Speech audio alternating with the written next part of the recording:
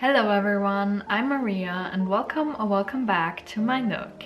Today's video is going to be about all the books I have read in November and December, which will also include the last books that I have read this year in 2022, which is exciting, but also a kind of weird feeling that this year has come to an end now. The year in which I got back into reading, which is a very big thing for me, but that's a different story.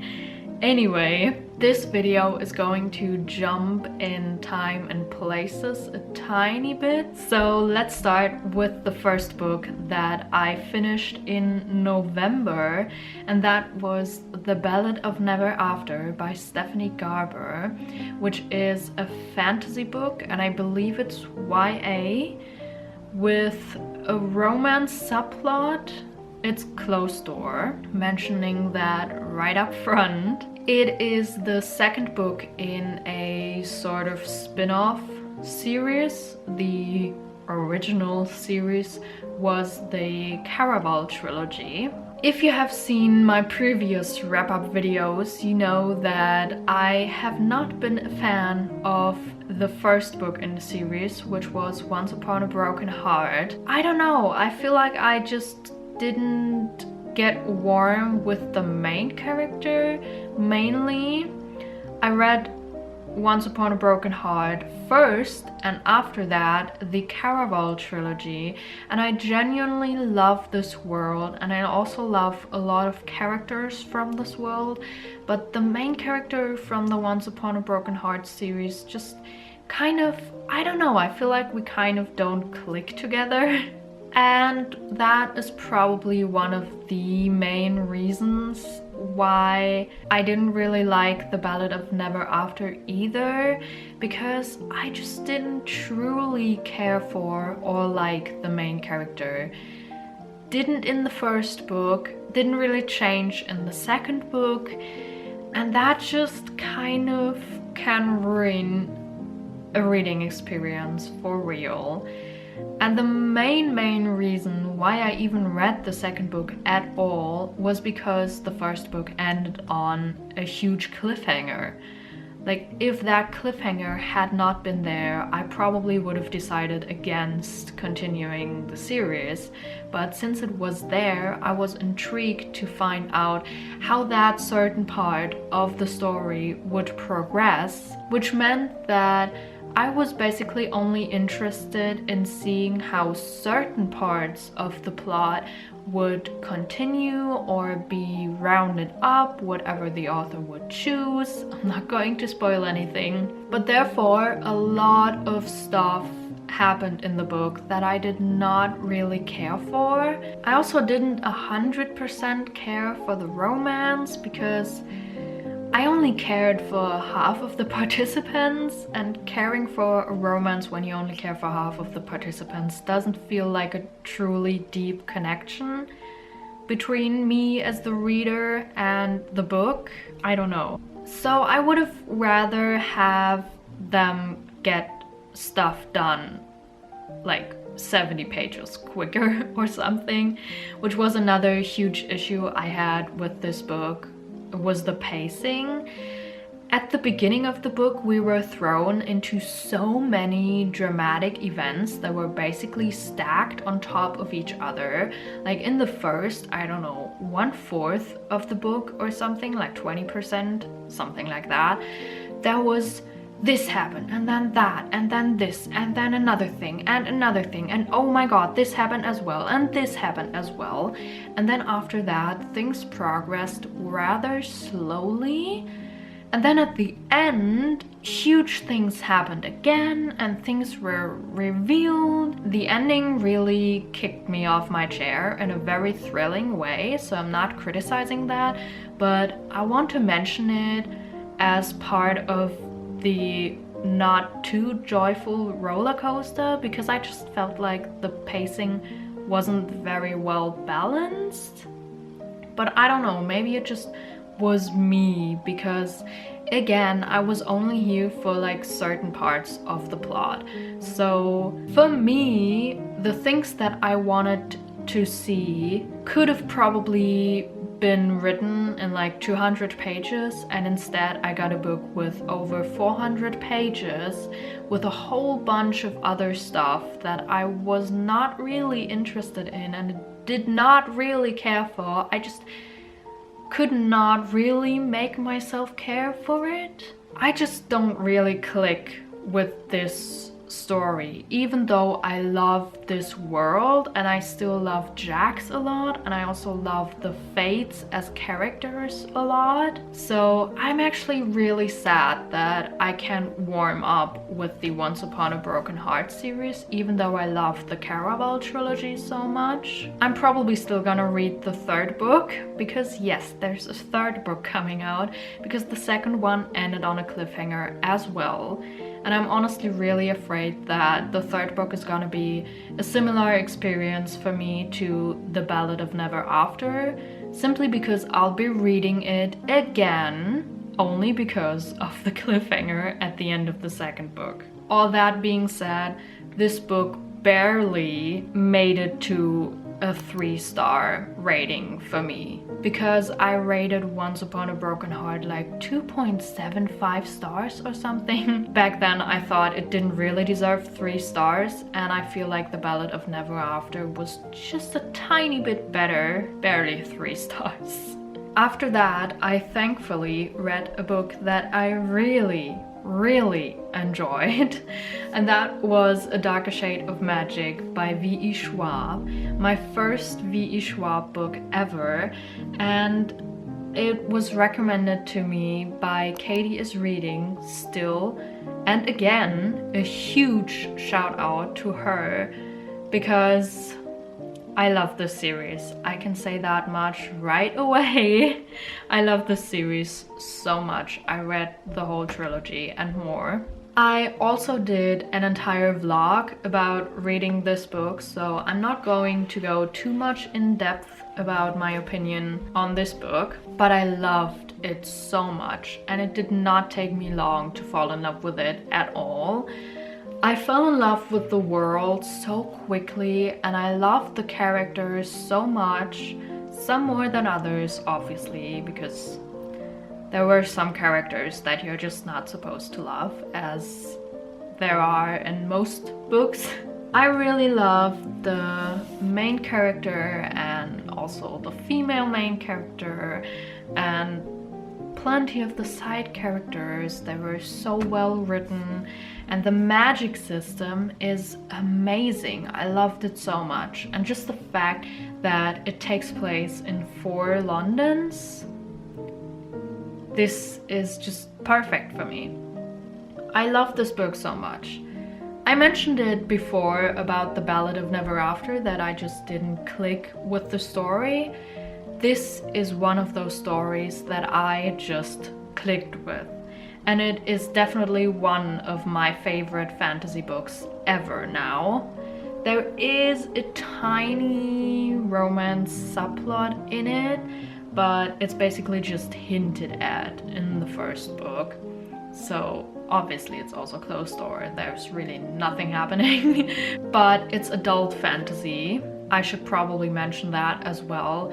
And it is dark and violent, so if you're sensitive to any sort of subjects in that direction, you should probably check the trigger warnings. But other than that, huge recommendation, 5 stars easily. I would give it more if I could. And after that, I read the second book, which is A Gathering of Shadows, also by Byyee Schwab, also an adult fantasy. Same here, check trigger warnings if you're sensitive to any subjects. There was a lot of stuff happening. This book moved a little bit slower, I felt, especially in the beginning of the book. But at the end of it, you just kind of realize that it was all meant to happen, if that makes any sense. The whole book is basically a sort of build up, and it basically is meant to put the characters in certain places for certain things to happen. At least that's what I felt like, and I hope this even makes any sense at all. I don't want to spoil anything, obviously. Again, tiny romance subplot, but again, closed door, not much happening. I really enjoyed this book though, even though it was going a tiny bit slower, because I just enjoy this world so much. I'm so obsessed with it, and I love these characters so much. Also the ones that were introduced newly. I was just having such a good time with this book.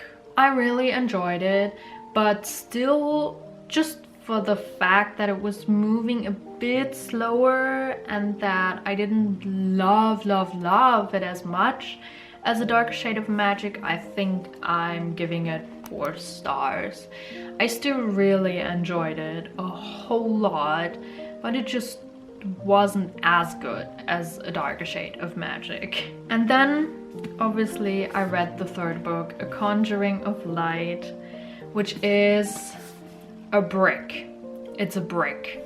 It's got like 624 pages or something like that, and there is so much happening in it. So much. Again, a bit slow in some parts, but I honestly didn't mind it too much because I'm just so in love with this world and these characters. I enjoyed it so much.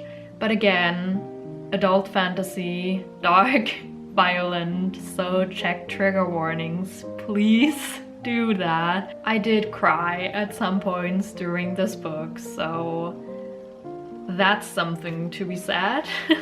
I also gave an opinion on this book that was maybe a bit more in depth in my reading vlog about the graphic novels I'm also going to talk about in a moment. Honestly, it ruined me a little. I was left in such a mess afterward that I just could not pick up another book for days after this. It left me in a mess in a good way, but still a mess.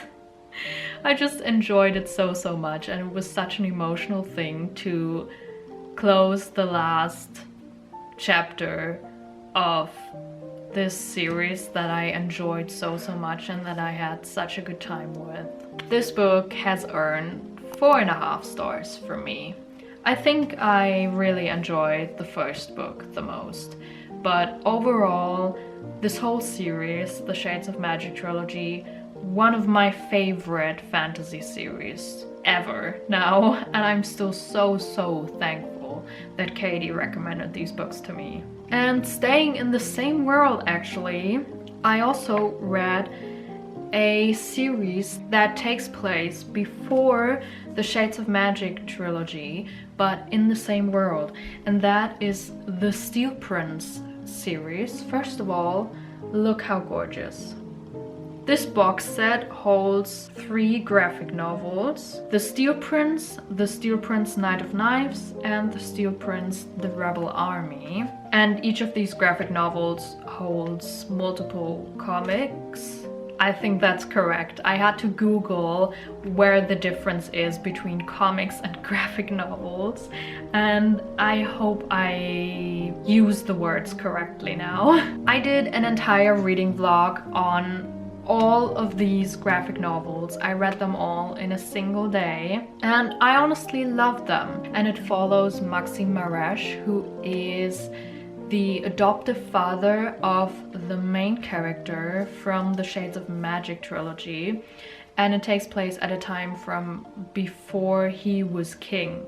In the Shades of Magic trilogy, he's king. These again are adult fantasy, yeah, and they're dark, not just because of the art style, which is gorgeous by the way, but they're also just, the stories are dark and also violent, so check trigger warnings again. And especially for these, please, because things are literally being depicted, so be aware of that. if you're sensitive to anything.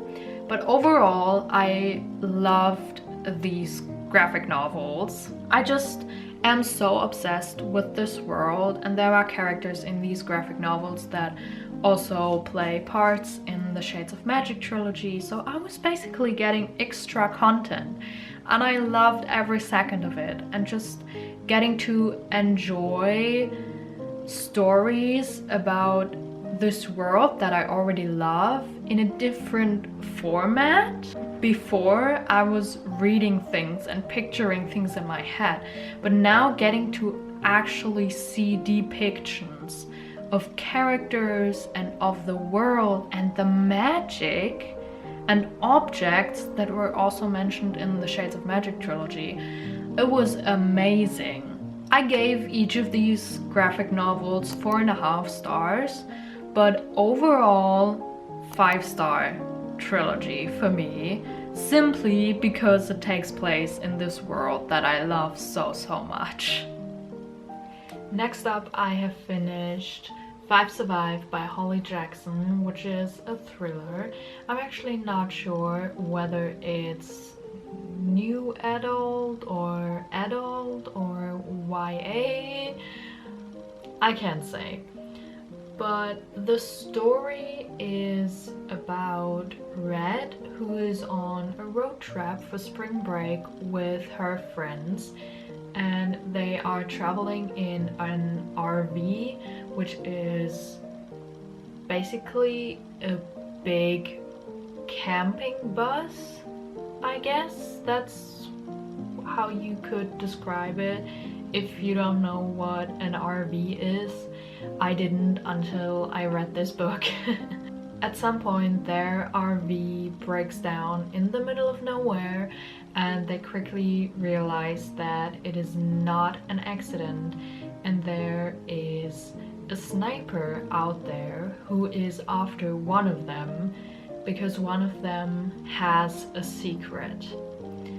Now, the premise of this book sounded very interesting and very thrilling, and I can see that this book is objectively fast-paced because it takes place over the span of literally 8 hours within that RV. There is no other setting in that book, and I can also see how some of the twists might have been foreseeable. However, here's the thing. I was over the moon in love with Holly Jackson's A Good Girl's Guide to Murder series, so her new release was basically an auto-buy for me. I didn't even think twice about it, and I should have. I just thought I have to see what her new book is about, and I did not check any trigger warnings or research the book in any way, which I normally do.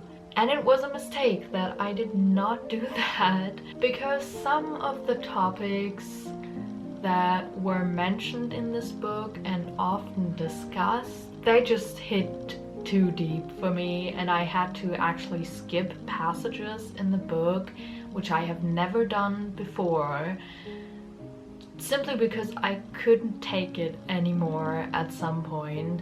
And that's also the reason why I'm neither going to give this book a star rating nor going to go deeply into any sort of opinions I might have on this book, because I just feel like my judgment about the book and my evaluation of how much I enjoyed the book is clouded by how emotionally triggered I was.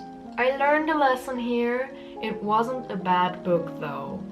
I wouldn't say that. So that much about 5 Survive. And after reading that one, I desperately needed something easy to digest, and I chose Today, Tonight, Tomorrow by Rachel Lynn Solomon. I hope that's how you pronounce her name. I had it on my maybe list. Since I was just on the lookout for something light, it just jumped back at me and I thought, okay, why not? It's about Rowan and Neil, who have been nemesis, rivals all throughout high school. They have been always fighting against each other, always trying to beat each other, always trying to be the best, and always trying to best the other. Now it's the last day of high school, and their high school plays a kind of game that is called Howl, in which on the last day they are doing a kind of scavenger hunt through the city where they have to collect clues, and they also get like wristbands or something, and each person gets a little slip of paper with a random name of a classmate on it, and if they manage to grab the wristband of the classmate whose name they got, then that classmate is eliminated from the game, and there's a grand prize to the game and all that sort of stuff. Rowan and Neil end up teaming up for the game, even though they had been against each other all throughout high school. And well, it turns out maybe they actually like each other. And honestly, this book wasn't a perfect book. It wasn't the best romance book I have ever read, but it was exactly what I needed at the time of reading it. It was cute, it was sweet, it was funny, I was laughing out loud, it was precious, it was nerdy, it was lighthearted and wholesome. I just enjoyed it a whole lot. I really liked the main characters, and just the whole story gave me a kind of warm feeling in my chest. So as I said, the book was exactly what I needed, and I'm really glad that I picked it up and found the comfort that I needed. So it's getting 4 stars for me. Also, Today, Tonight, Tomorrow is the last book I have finished in 2022, which is kind of wild, honestly. But it's also a nice feeling because I finished the year on a really sweet note, and I genuinely like that. If you have enjoyed this video, please give it a thumbs up and maybe let me know in the comments which books you have read in November and December, and perhaps let me know also which book was the last book you have finished in 2022. I would love to know.